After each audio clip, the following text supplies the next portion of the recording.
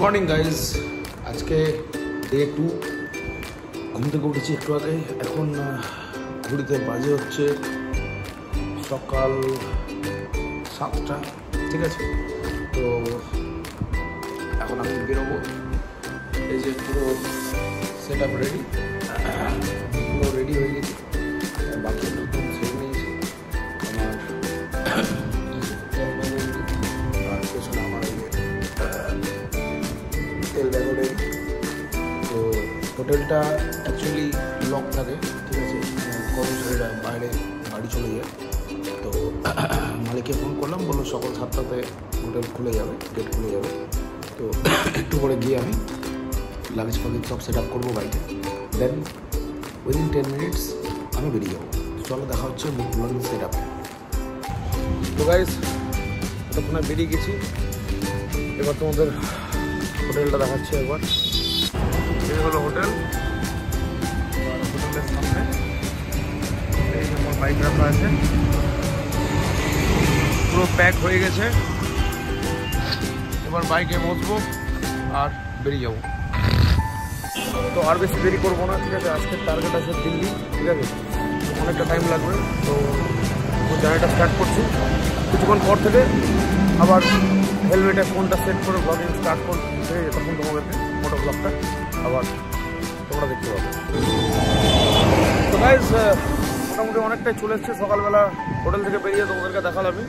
তো তারপরে একটু বৃষ্টি হচ্ছিলো, তাই মোটো ব্লগিং সেটআপটা চালু করে আকাশের কন্ডিশন বুঝতে পারছো। পেছনে আমি বৃষ্টি নিয়ে আসলাম, ঠিক আছে। ইনফ্যাক্ট এই যে ভিজে আছে পুরো, ঠিক আছে। তো সামনে এখানে ওয়েদারটা ক্লিয়ার আছে। তো ভাবছি এখানে এবার মোটো ব্লগিং সেটআপটা করব। খাওয়ার জন্য চিপস আর এই তেল নিয়েছি, এটা খাই। এটাই ব্রেকফাস্ট এখন। আর এই যে রাস্তা চলে যাচ্ছে স্ট্রেট, রাস্তাটা হেভি অসম রাস্তা, মানে একদম স্ট্রেট রাস্তা পেয়েছি। মানে পূর্ণিয়ার পর থেকে টার্নিংটা নেওয়ার পরে পুরো একদম স্ট্রেট রাস্তা পেয়েছি। NH 27 বলছে। তো রাস্তাও সুন্দর আছে। আর সবথেকে বড় কথা হচ্ছে রোদ নেই। রোদ নেই তো গরমটাও লাগছে না। কিন্তু একটা আবার চাপ আছে যে বৃষ্টিটা হতে গেলে তখন আবার একটু প্রবলেম হয়ে যায়। চাপ নেই, গাড়ি চলছে মোটামুটি 80-90 স্পিড মেনটেন করছে। এবার যাবো। তো এবার তোমাদেরকে মোটো ব্লগিং সেটআপটা দেখাবো। ওয়েদারটা সেই হয়ে আছে, একদম চরম ওয়েদার। আর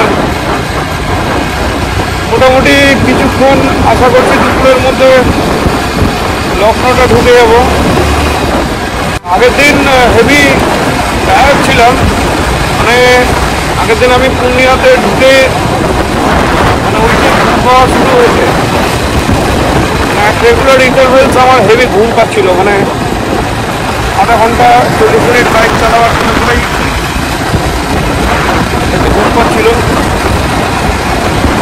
তো এই জন্য কালকে খুব কষ্ট হয়েছে রাইডটাতে। ইনফ্যাক্ট আমি অনেক আগেই কালকে করে দিলাম, কফি টফি খেয়ে চার্জ দিয়ে মোটামুটি 500 কিলোমিটার কালকে টেনে দিয়েছিলাম। তো হোটেলে গিয়ে হোটেলটা তোমাদেরকে দেখিয়েছি, হোটেলের অ্যাম্বিয়েন্স, খাওয়া দাওয়া তো খুব সুন্দর ছিল হোটেলটা। তো আজকে আমরা হচ্ছে Delhi, today's target is Delhi. তো দেখা যাক কতক্ষণে যেতে পারি।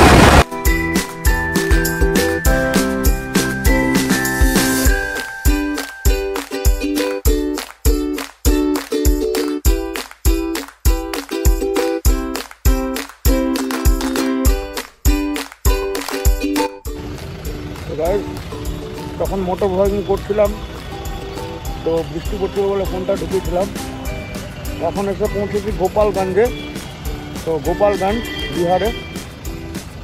তো এখন এখানে ফুয়েল আপ করলাম। টোটাল 1000 টাকার পেট্রোল ভরলাম এখানে। এখন এখান থেকে বেরোবো আবার। চলো দেখা হচ্ছে রাস্তায়। গাইস, আগে গিয়ে একটু দাঁড়ালাম আর কি, লাঞ্চ করবো আর কি। লাঞ্চ করে নিয়ে তারপরে একবারে ডাইরেক্ট টাকবো। দেখিয়ে দিচ্ছি। ইন্ডিয়ান ফ্যামিলি রেস্টুরেন্ট খাওয়া, তো এখানে গাড়িটা রেখেছি। আর জ্যাকেটটা জাস্ট খুললাম, মানে বৃষ্টি পড়ছিল তো রেনকোটটা পরেছিলাম, তো রেনকোটটা খুলে রেখেছি, তারপরে জ্যাকেটটাও রেখেছি, এই ব্যাগ, হেলমেট একটু করে খুলে দিয়েছি, মানে পাটা একদম ধরে নিয়েছিল। এখন অবধি টোটাল 300 কিলোমিটারের কাছাকাছি রাইড করে নিয়েছি, এখনও অনেকটাই বাকি, প্রায় 700 কিলোমিটার বাকি। দিল্লি টোটাল 1000 কিলোমিটার ছিল ওখান থেকে।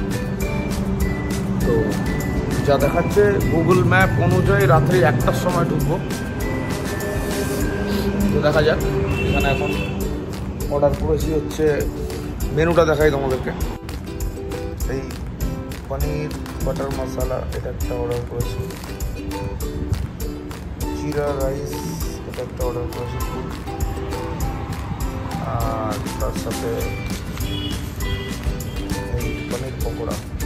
তোমরা রেটগুলো দেখে নিতে পারো, এখানে যাওয়ার পথে এখানটাতে আসতে পারো।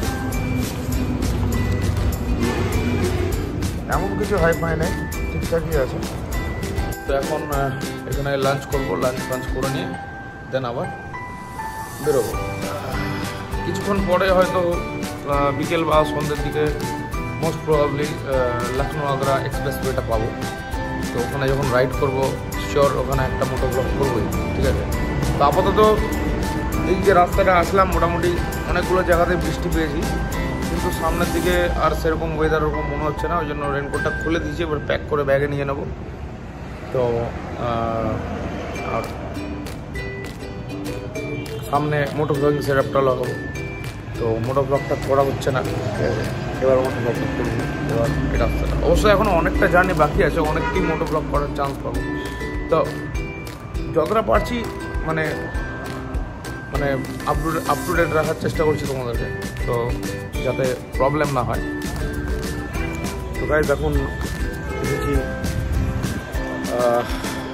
রাস্তার ধারে একটা ঢাবা আছে, এখান থেকে লখনৌ এখনও ওই 80-90 কিলোমিটার মতো, ঠিক আছে।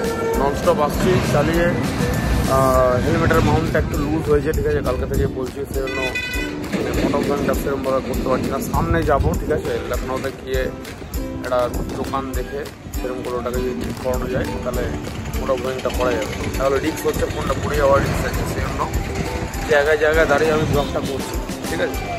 তো লাস্ট যেখানে লাঞ্চ করেছিলাম, তারপরে এখানে মোটামুটি আরও 150 কিলোমিটার এগিয়ে এসেছি। তো এই পেছনে অযোধ্যা ক্রস করেছি, তো অযোধ্যা যাওয়ার বোর্ড এরকম রাস্তায় রাস্তায় রেগুলার ইন্টারভিউ এরকম খুব সাজিয়েছে, সুন্দর অযোধ্যা শহরটা। তো এদিকে চলে যাচ্ছে হচ্ছে একদম লখনৌ হয়ে বেরিয়ে যাচ্ছে। তো ভাই এখন আছি আগ্রা লখনৌ এক্সপ্রেসওয়েতে। এখন মোটো ব্লগিং সেটআপটা লাগাচ্ছি, দিয়ে তোমার সাথে কথা বলছি। দিয়ে দিনের বেলা বিহার সাইডে হেভি বৃষ্টি হচ্ছিল, তোমাদেরকে আগেও বলেছি, সেই জন্য যেসব জায়গায় দাঁড়িয়েছি সেসব জায়গায় ব্লগ বানিয়েছি।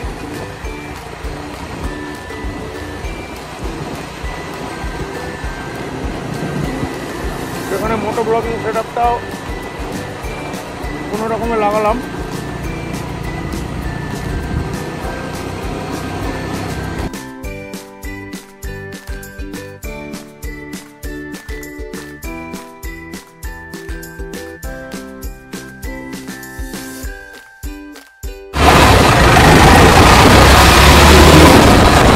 লখনৌ আগ্রা এক্সপ্রেসওয়ে।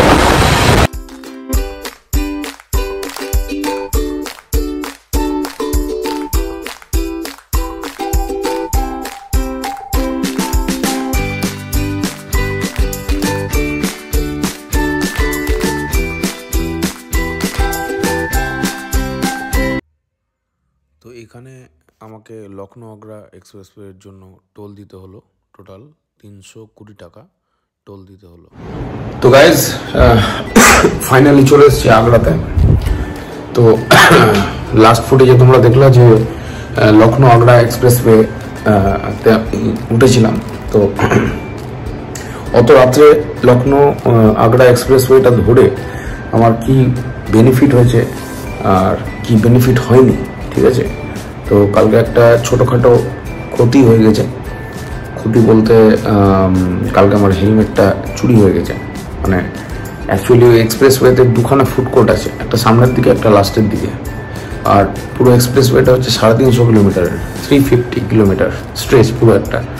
তো বুঝতেই পারছো যে মিডলে কোনো দোকানপাট কিছু নেই, তার মধ্যে বৃষ্টি পড়েছিল।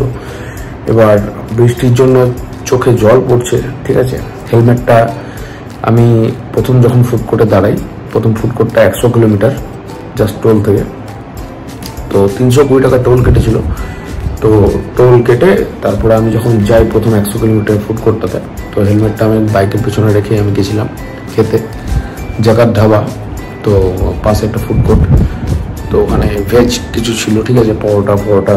আর আমার কাছে কিছু খাবার প্যাকিং করা ছিল দুপুরবেলা, যেটা লাঞ্চ দেখিয়েছিলাম তোমাদেরকে, যেটা আমি অযোধ্যার একটু আগে যেখানে আমি লাঞ্চ করেছিলাম ইন্ডিয়ান ফ্যামিলি রেস্টুরেন্ট।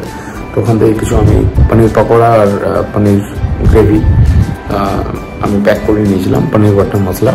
তো ওটাই আমি রাত্রেবেলা ফয়েলে ভালো মতো প্যাক করে দিয়েছিল, খাবারটা ভালোই ছিল। তো আমি কিছু রাইস নিয়ে নিয়েছিলাম, নিয়ে আমি খেয়ে নিয়েছিলাম। তারপরে তো তোমরা মোটামুটি রাতের ফুটেজ দেখেছো যখন আমি লখনৌ আগ্রা এক্সপ্রেসওয়েতে উঠি। তো যেহেতু কালকে মাউন্টে প্রবলেম করছে, মানে এই জার্নিটা স্টার্ট করার পর থেকে মাউন্টটা খুব একটা মানে ঠিকঠাক রেজাল্ট দিচ্ছে না। তো সেই জায়গাতে সব জায়গায় আমি ব্লগ শ্যুট করতে পারছি না। তো যেখানে যেখানে পারছি, যখন পারছি আমি শর্ট নিচ্ছি, কারণ কি তোমাদেরকে ব্যাক টু ব্যাক আপডেট যদি দিতে পারি কোথা থেকে কোথায় গেলাম, কি করলাম, কি খেলাম।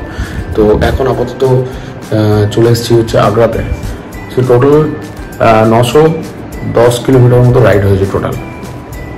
তো মুজাফরপুর যে হোটেলে ছিলাম সেখান থেকে, বিহার মুজাফরপুর থেকে non stop Lucknow, Ayodhya, Lucknow cross করে লাস্টে আগ্রা। তো দিল্লিটাই যেতাম, ঠিক আছে, দিল্লিটাই যেতাম। কিন্তু ব্যাপারটা হচ্ছে কালকে সকাল 7টায় বেরিয়েছিলাম এবং নন স্টপ রাইড করেছি, নন স্টপ।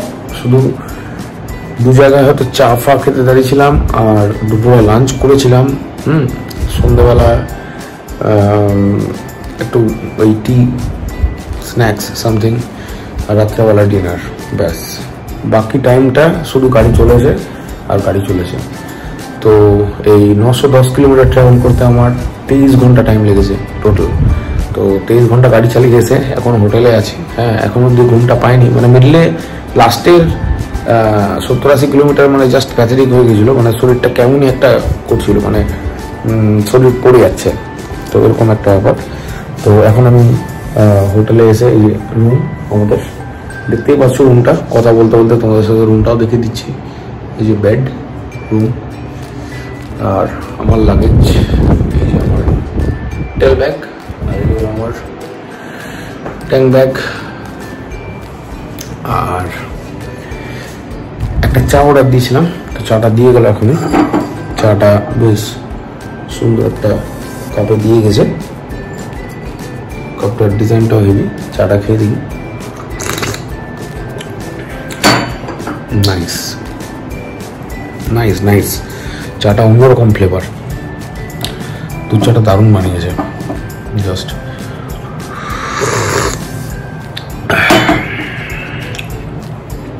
তো এবার কালকে টার্গেট আছে এখান থেকে ডাইরেক্ট মানালি যাওয়ার, ঠিক আছে। চণ্ডীগড়ে আর দাঁড়াবো না, দরকার পড়লে চণ্ডীগড় পার করে আরেকটু উপরে কোথাও কোনো hill station something before Manali যতটা যাওয়া যায়। মানালি 740 কিলোমিটার এখান থেকে। তো 13 ঘন্টা গুগল ম্যাপে দেখাচ্ছে। আমি দাঁড়িয়ে ফাড়িয়ে সব কিছু 15 ঘন্টা ধরলাম। তো যেহেতু আজকে একটা বড় রাইড হয়েছে, 23 ঘন্টা রাইড হয়েছে ননস্টপ, তো কালকে আমি অত বড় রাইড করবো না, ভাবছি ব্রেক করে দেবো ওটাকে। অ্যারাউন্ড 500 কিলোমিটার সামথিং আমি রাইড করবো কালকে। তো তারপরে কারণ যেহেতু হিমাচল প্রদেশ ঢুকে যাব, ঠিক আছে, কালকে হরিয়ানা ক্রস করে হিমাচল ঢুকে যাব, তো তারপরে পুরো পাহাড় দেখতে দেখতে যাবো, ঠিক আছে, শর্ট রুট করব। তো নর্মালি প্ল্যান করেছি জিসপা থেকে লে, যেমন ক্যাজুয়ালি সবাই যায়, লে থেকে খারদুংলা হয়ে হুন্ডার হয়ে তারপরে টুয়ার্ডস হানলের দিকে, ঠিক আছে, হানলে থেকে উমলিংলা হয়ে প্যাংগং হয়ে যেরকম রুট আছে সেই হিসেবে করে আবার ব্যাক করব, ঠিক আছে। তো আজকের ভিডিওটা এখানেই শেষ করছি, ব্লগটা অনেকটা বড় হয়ে গেল আজকের, ঠিক আছে। তো ডে 2 এখানে এন্ড হচ্ছে, ঠিক আছে, ফ্রম মুজাফরপুর টু আগ্রা, ঠিক আছে। ভিডিওটা কেমন লাগলো লাইক শেয়ার করো, সাপোর্ট করো গাইস, ঠিক আছে, টাটা।